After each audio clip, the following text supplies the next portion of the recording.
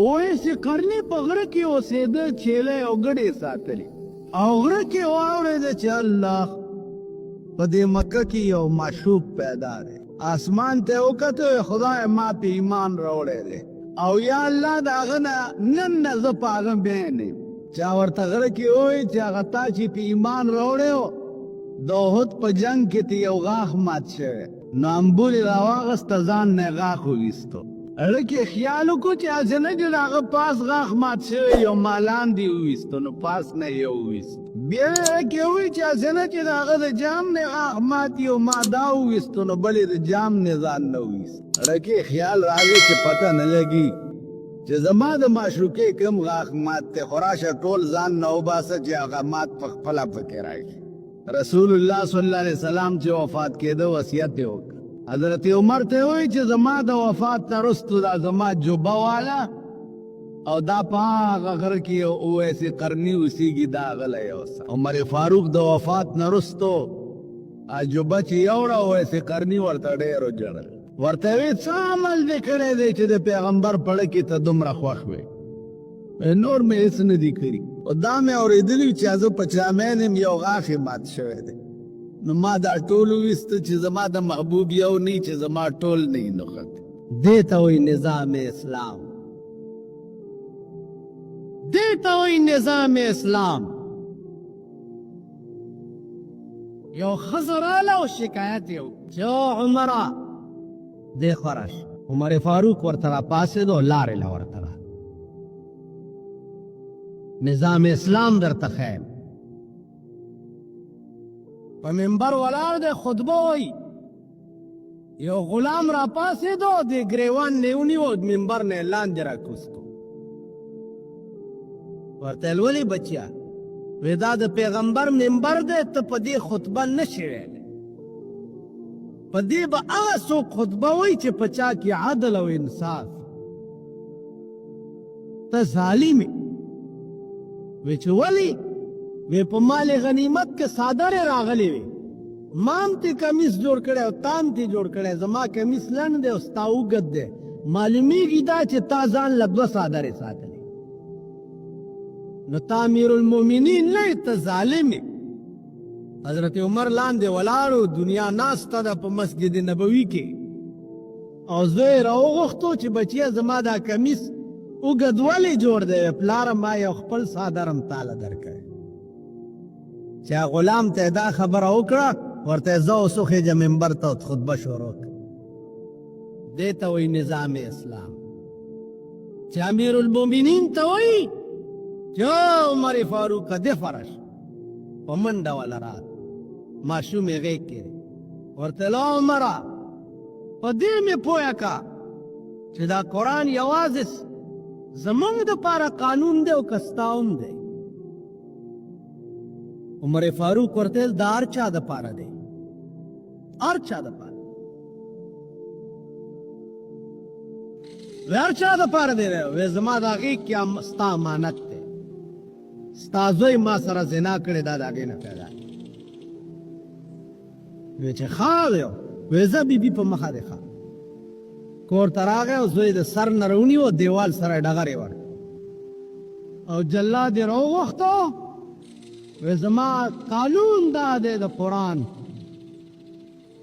چې زنا چا وکړه او واده شوی نه وي، 100 دورې ووهئ، لګوي.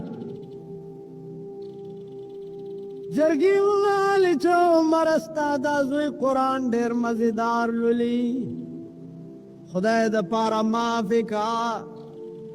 عمر فاروق ورته وی د قوم بچی مې چرې معاف کړي نه دي، والله که زوی معاف کما. امیر المؤمنین ورته ولاړ دی او زوی 100 دورې لګاو، خو چې 100مه دوره یې ولګولو راوغورځېدو، لتې یې ټکولې، راغی او په دې مخ یې ورته لاس ووهل. ویل بچیا که ته مړ شوې او مونږه ښخ کړې، نو ستا ملاقات به جناب محمد رسول الله سره وشي. دا د درو وهلي زخمونه ورته وښایه او ورته ووایه چې پیغمبره تا چې کوم قرآن پرېښی و عمر په داسې عمل کړی چې په کور راغلم نو صرفه یې ونه کړه لږ ساعت چې تېر شه انا لله و انا الیه راجعون دې ته وایي نظام اسلام بیا د عمر د مرګ نه وروستو عثمان ذوالنورین خلیفه شو عثمان خلیفه شو سازش ورته جوړ شو په کور کې بند شو فوج او پولیس او دا ورته راله چې څوک و مړی کو تورې پې وچلو امیر المؤمنین عثمان ذوالنورین ورته ووی چې کوم کار پیغمبر نه دی کړی زه نه کوم زما ځان دې لاړ شي خو د دوی ځان دې بچ شي کور کې ناست و وروستو نه پې حمله وشوه قرآن یې لسته او وروستو نه یې په تبر ووالو فسیکفیکهم الله دا آیات یې وی او د سر مازغه یې په قرآن ورپرېوت زما عزیزانو دې ته وایي نظام اسلام دې ته وایي نظام اسلام دا عثمان سړی والا راغی پیغمبر را لېږلی یم یو من شات مې پکار او وی چې یو من شات مې پکار وی کېنه بچه قافله راله د 200 خان ساروان ته وی دې سړي له من شات ورکا پیغمبر را لېږلی ساروان ورته وی چې جی من شات چې د بار نه کم شي نو یو انډه سپک او یو دروند بیا په اوښ بار نه به ټینګېږي عثمان ذوالنورین ورته وایي چې دې سړي له به من شات خامخا ورکوو خو که بار نه ټینګېږي نو بیا ټول بار والا ورکه ځه ساروان ورته وایي چې جی دا بار به دې وړي څنګه د اوښ بار خو سړی نه شي وړی وی اوښ هم ورکه اوښ بیا یې وی جی دا اوښ داسې دی چې دا مخکې نو دا 200 نور ورپسې ځي او که دا اوښ د مخې نه لرې شي نو دا نورو خان بیا ځي نه وی دا اوښ مې دله ورکړی که دا 200 د ده نه بغیر نه ځي دا ټوله قافله دله وه پړی یې واغسته وروالی مخکې شه بچیه په مخه عثمان ذوالنورین خپل ساروان ته وایي تلوار ولې کې وی جی ویرېدم وی څو ویرېدې وی اصله چې ته اوس راته وایې چې ته هم ورسره ځه وی ولې که ته لاړ شې بده ده دا ساروان ورته وایي چې عثمانه تا دپاره خو به ما غوندې نوکران ډېر پیدا شي خو ما دپاره به تا غوندې آقا بل پیدا نه شي دې ته وایي نظام اسلام مونږ او نظام اسلام دی خو وګورئ د عثمان ذوالنورین نه وروستو حضرت علي خلیفه شو حضرت علي خلیفه شو بی بی فاطمه ناجوړه وه د امیر المؤمنین بی بی ناجوړه وه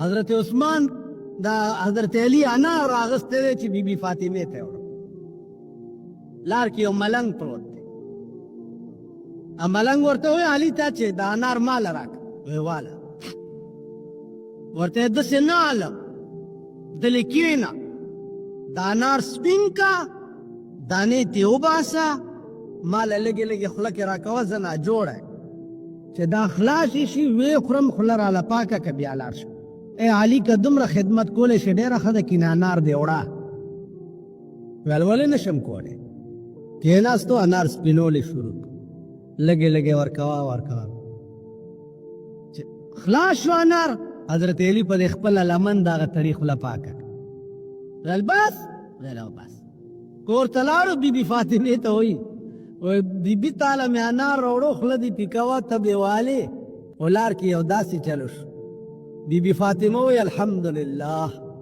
خدای چې زما په نوم یو شی راتلو ستا د غریب خېټه کې پرېوت. ابراهیم ابن ادهم رحمت الله علیه هغه غویانو والا ته وایي چې تاسو سری دی چې ته پکې هغه د سر امن غواړم عرض کولی شم. ویل وایه بچه وی دې دربار کې تا نه مخکې څوک و؟ وی زما پلار و. هغې نه مخکې وی نیکه مې و. وی اوس پکې څوک دی؟ وی زه یم. وی تا نه بعد؟ وی شاید که زوی مې ووي به کینې پاتې به وی صاحب خفه نه شي تری ویم دې ته چې زاړه مسافر ته لاړ شي او نوي وله راشي. نیکه دې لاړو پلار دې راغو، پلار دې لاړو ته رالې، ته به هم ترې نن سبا کې لاړ شي بل به وله راشي. ته څنګه وایې چې دا د بادشاه دربار چې دی دا سری نه دی؟ دا سری دی. اوهو به دربار بند کړي، کور ته لاړو. چې کور ته لاړو څه ګوري چې د ده په پالنګ کې د ده وینځه پراته ده. لښته یې راواغسته چې دا وینځه د بادشاه په پالنګ کې څنګه سملاسته. د خپل ملک یې وګورئ په کومې کورسۍ چې خان او نواب کینی یا کم بالښت هغه ډډه وی یا په کم ځای هغه کینی ته د کلي بټیارې یا بشتي خو دې لاړ شي په هغه ځای دې کیني چې په ټکي خاورو للیږي که نه دي کی به نه. لښته یې راواغسته او د بادشاهۍ نشه خو لا همغسې په سر کېده. یو څو لښتې یې وینځه وواله. چې راپاڅېده نو ډېر یې وجړل، بیا یې وخندل، ښه یې وخندل. ده د لاسه ونیوه چې او خو دې جړل ځکه چې ما ووهلې، نو دا ودې خندل ولې؟ بادشاه خپل کار کوه، تا خپل کار وکړو، ما خپل کار کوې. نه پرېږدم دې نه چې حل دې نه ویلی. وی صاحب ومې خندل ځکه چې د ډېرې مودې نه مې دا شوق و چې دا پالنګ چې دا بادشاه پکې پروت دي چې د دې مزه به څنګه وي. نو هغه مزه مې واغسته، زړه مې خوشحال شو، نو ځکه مې وخندل. ویل دا ودې جړل ولې؟ ویل ومې جړل ځکه چې ما یو 10 منټه په دې پالنګ کې تېر کړه، نو ما خو دومره لښتې وخوړې. خدایه چې څوک شپه ورځ پکې پروت وي چا به څومره لښتې.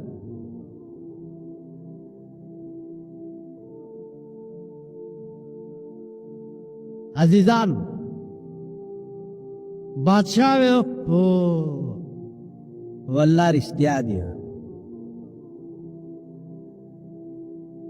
پادشاهي پرېښو روان شو. یو بالښت او یو کټوری ځان سره واغست. په لاره روان دی، یو سړی د ولې په غاړه ناست دی او داسې په لپه اوبه څښي. ده وویل چې هلکه دا کټوری څه له ګرځوم؟ ما سره خو قدرت کټوری هم تیار پیدا کړی، هم غورځولی. مخکې چې لاړو ونې لاندې یو سړی پروت دی، دا څنګل یې سر لاندې کړی ده او پروت. وی قدرت خو بالښت هم ما سره تیار پیدا کړی دی، بالښت یې مو لاړو یو زمیندار سره په باغ کې کښی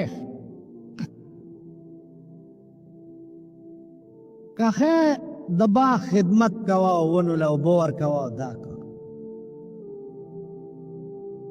اوس زمیندار ته څه پته ده چې دا بادشاه دی، خدمت به یې کولو، تنخوا به یې اخیسته او روټۍ به یې خوړه. یو ورځ د بادشاه د زمیندار مېلمانه راغلي، ده ته یې ورشه انار راوړه، لږ خواږه غوندې وګوره. چې انار یې راوړه اتراوه، ویل لږ خواږه وګوره ویې څکه. ورته وی صاحب وړاندې ځکه تراوه چې تا ما ته د څکلو حکم نه و کړی، نو که زه بې اجازته ستا د انار وڅکم نو ما دپاره به حرام شي، ناجایز به شي. وی ته زما بې اجازته انار هم نه څکې؟ وی نه.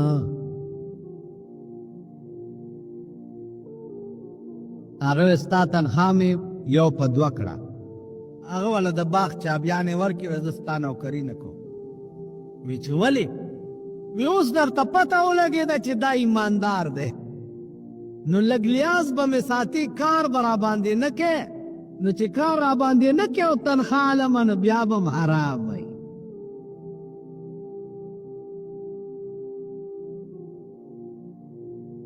کار را باندې نه کې او تنخوا علمه، بیا به م حرام. لاړ بیت الله شریف، لرګي به چرته راټول که په کوڅو کې په غرونو کې به خرڅ که، روپۍ اتانې به پیدا کړي، د دوه درې ورځو کجورې او ستوان به پې واغست او وخت به پې تېرولو، د بیت الله طواف به. سهار ټیم دی، دی لګیا دی طواف کوي، او یو زلمی هلک دی هغه هم طواف کوي. چغې وایي لبیک اللهم لبیک لا شریک لک لبیک لبیک اللهم لبیک. دیم لګیا دی زلمی پاس د بیت الله د پاس نه آواز وسو چې لا لبیک، مو وایه لبیک لبیک، ستا آواز مې نه دی خوښ.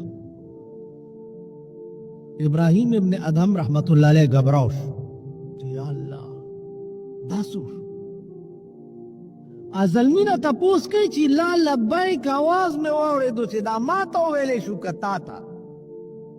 زلمی ورته ویل کاکا جانه لس کاله وشو چې د دې کور نه تاوېږمه، زه ویم چې لبیک، پاس نه راته آواز کېږي چې لا لبیک. نو ابراهیم ابن ادهم ورته وایي چې او بچیا چې د کور مالک درته وایي چې لا لبیک لبیک چغې مه وه، ستا آواز مې نه دی خوښ، نو ځه که نه. نو زلمی ورته وایي چې کاکا خبره دې ښه وکړه، زم دا ویم چې لاړ شم، ځکه چې لس کاله وشو چې د دې کور مالک مې نه پرېږدي، خو په دې مې پوه که چې لاړ شم نو کوم درته لاړ شم، چېرته لاړ شم. دا یې وویل او راولوېدو، ساعت یې ووته. دوه څلور ګنټې کې چې د ده جنازه تیارېده، زرګونه اولیاء او بزرګان د زمانې په جنازه ولاړ، او ټول به یو آواز وایي چې خدای ته دا لفظ ډېر خوښ شو چې لاړ شم نو کوم درته لاړ شم. عزیزانو والله العظیم که نه بل در شته، نه بل ځای شته د خلاصي، نه بل څوک شته د فریاد اورېدو، نه د فریاد نه د خلاصي، بل ځای نشته سوا د رب العالمین نه. داسې خلق به هم ضرور وي چې ابدي کتاب او د سنت دپاره د شرم بایسي،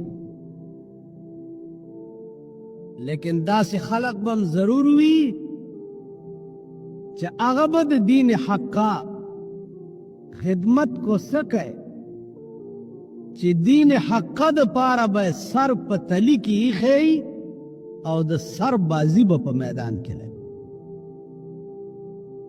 تاسو خیال راغی؟ سردار کونین صلی الله علیه وسلم صحابو ته دا وصیت وکړ چې ما نه رستو به دوه څیزونه تاسو ته پرېښي دي، یو د خدای کلام دی او بل زما طریقه سنت ده.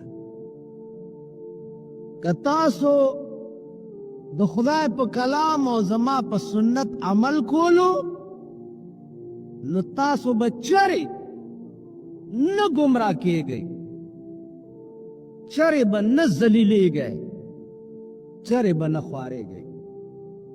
او که تاسو د خدای کلام او زما سنت پرېښوه نو خدای به تاسو پرېږدي. چې خدای تاسو پرېږدي نو ذلیل قوم بشئ، رسوا او شرمېدلی قوم بشئ. خلق به در پسې ډرای وي، خلق به در پسې ډرامې کوي، خلق بدر پوری خان نظام اسلام دیتا وائی چه سردار کونین وصیت کو یو امانت پریخو صحابہ ہوتا چه زدر نلانم او دا امانت تے که دا امانت هم خیانت کو خو غر کیئی او که امانت هم محفوظ ساتلو نو بول بم بالائی سردار کونین وفات شو اختلاف شو اہل مکہ و اہل مدینہ کے اہل مکہ و اہل مدینہ کے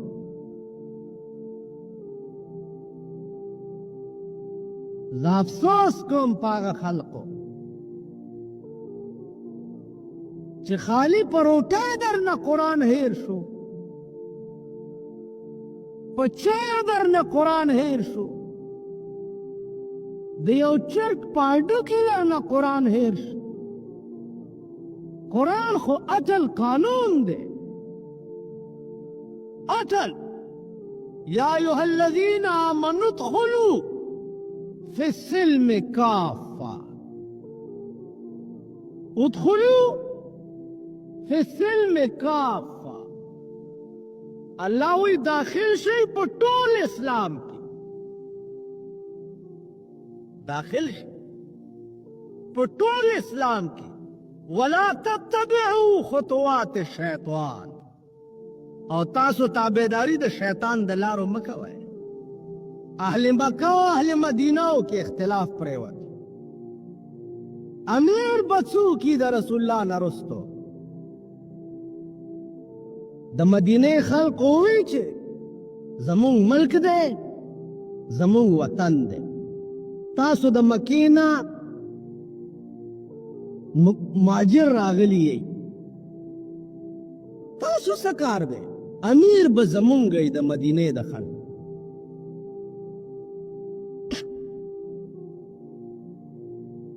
جگروا بیاو علی من امیر و منکم امیر یو امیر با دا مکیوی دا خلقوی و یو با دا مدینه دا خلقوی ابو بکر صدیق پاسے دا وقت دا یو حدیث واوری دا رسول اللہ صلی اللہ علیہ وسلم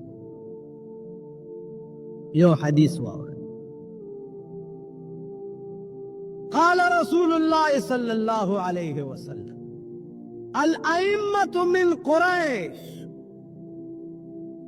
رسول اللہ صلی اللہ علیہ وسلم فرمائی دی چھے امام چھے دے اب دا قریشو نہیں نو اے اہل مدینہ تاسو قریش نہیں یو دا پیغمبر حدیث اہل مدینہ ہوئے چھے اقال رسول اللہ ہاکدا رسول اللہ صلی اللہ علیہ وسلم دا سویلی اغیوی واللہ قال رسول اللہ ہاکدا دا دا پیغمبر حدیث اہل مدینہ را پاسے دا اوی چی پیغمبر ویلی دی چی امام با دا قریشو نئی نا ابو بکر پا قریشو کی تانگا لوی اوچت ببل سوکی لاسی ورکو دا غپا لاسی بیعتو یو سو صحابو او د بیرو د بوټی لاندې ناستو او تمام اهل مدینه د صدیق اکبر نه بیعت صدیق اکبر امیر شو چې امیر شو عزیزان رالو سبا شو صادرونه پوگا چولی بازار تروان عمر فاروق ورته چلتا زی وی دا صادر خرسو ما چه بال بچ لپے سوڑا والا اگا ورته تو خامیر شوی دا تمام عربو اس صادر چنگ خرسے پو بازار ورته امارت پخپل زیدے او بال بچ لا روٹای پیدا کول پخپل زی روٹای با پیدا کم بیا با دا قوم خدمت کم نو خزانے تے بوتا بیت المال ته بوتلو پاوړې د سړي په سر د امیر المؤمنین کور ته مقرر کړ. پاوړه امیر المؤمنین دغې ته وایي. بیا ورته ښځه وایي چې انار ته مېړه کېږي. وی پیسې نشته، دا ستا په نامه چې کوم اوړه راځي په نیمه خېټه یو څو ورځې روټۍ وخوره، دا اوړه بچ که، دا به خرڅ کړم، تاله به پې انار راوړه. 8 ورځې هغې په نیمه خېټه روټۍ وخوړه، یو سیر وړی ابوبکر له ورکړه، هغه یې وړه واپس یې بیت المال کې داخل کړ. ماښام کور ته راغی، وی انار، وی بیبي انار خو له څه کې استا اوړه مې بیت المال کې داخل کړه او آرډر مې وکړو چې دې نه بعد زما د ښځې په نوم باندې نیم پاوړه رالېږي. معلومیږي دا چې زما ښځه په نیمه خېټه هم ګزاره کولی شي. نظام اسلام دې ته وایي. قرآن کریم نسخه وه د کجورو په پاڼو لیکلی شوې وه، د اوسای په سرمن لیکلی شوې وه، د اوښ په دې کوب کې یو پلن غوندې اډوکی دی په هغې لیکلی شوې وه. دا نسخه د سردار کونین نه وروستو د قرآن پرته وه. یو غزا وشوه، پکې ډېر قاریان شهیدان شو. حضرت عمر راغی او ابوبکر صدیق ته یې وویل چې دا د قرآن نسخه به په یو ځای کې را جمع کړو او بیا لیکو دا قاریان شهیدان کېږي، هسې نه چې دا نسخه ګډه وډه نه شي. ابوبکر صدیق ورته وایي چې استغفر الله، او خدای مې دې قسمي که زه هغه کار وکړم چې کوم کار پیغمبر نه کړی. پیغمبر په یو ځای کې نسخه جمع کړې نه وه، نو زه هغه کار څنګه وکړم چې کوم پیغمبر نه کړی. دې ته وایي نظام اسلام. چې د قرآن نسخه یو ځای کې را جمع کولم، چونکې پیغمبر نه دی ویلي او هغه نه دی کړی، نو زه ورته نه لاس کوم. عزیزان، څه کسانو د زکات نه انکار وکړو چې پیغمبر وفات شو، اوس زکات نه ورکوو مونږ. ابوبکر صدیق اعلان وکړو چې غزا ورسره وکړئ، جهاد وکړئ، وی وهئ او سرونه ترې قلم کړئ. حضرت عمر ورته راغی، لږ نرمي کوه، پیغمبر خو به نرمي کوله. ابوبکر صدیق ورته وایي چې پیغمبر که نرمي کوله نو هلته قرآن نازلېدم شروع، جبرائیل راتلم شروع، اوس دین مکمل شو، یا به کفر او یا به اسلام. دې ته وایي نظام مصطفی، دې ته وایي نظام اسلام. 102 سال د ابوبکر حکومت و، 102 سال. عزیزانو، چې څه وخت کې مړ کېده، 15 څیزونه وو د بیت المال ورسره، بس نور د ابوبکر په کور کې هېڅ نه و، جارو وهلی شوی و.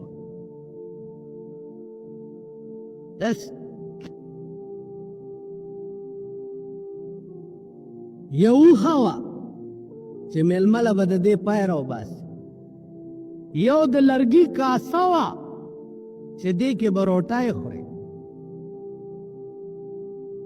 2 جوړې جامې وې، یو د اوړي او یو د ژمي، یو لوی څادر و د خامتا چې دا به اغوندیم که مړ شم دا به دې کفن وي. زما عزیزانو، چې مړ کېده لوڼې ورته ناسته وه. بی بی عایشه او ورته وایي من لا یزال دمعه مقنعا، من لا یزال دمعه مقنعا فإنه في مرة مدفوق. بیا ورته ابوبکر وایي چې بچیه زه چې مړ شم نو دا د بیت المال 15 څیزونه دي زما په کور کې، دا 15 واړه په منډه 100 عمر فاروق ته داخل کا، سٹور کې جمع کا. زه چې مړ شم د بیت المال شی زما په کور کې حرام دی، ځکه چې خدمت به منقطع شي. چې خدمت منقطع شي د بیت المال مال د هغه چا دی چې څوک د قوم خدمت کوي. څوک د قوم خدمت نه کوي د بیت المال مال هغه دپاره حرام. دې ته وایي نظام اسلام.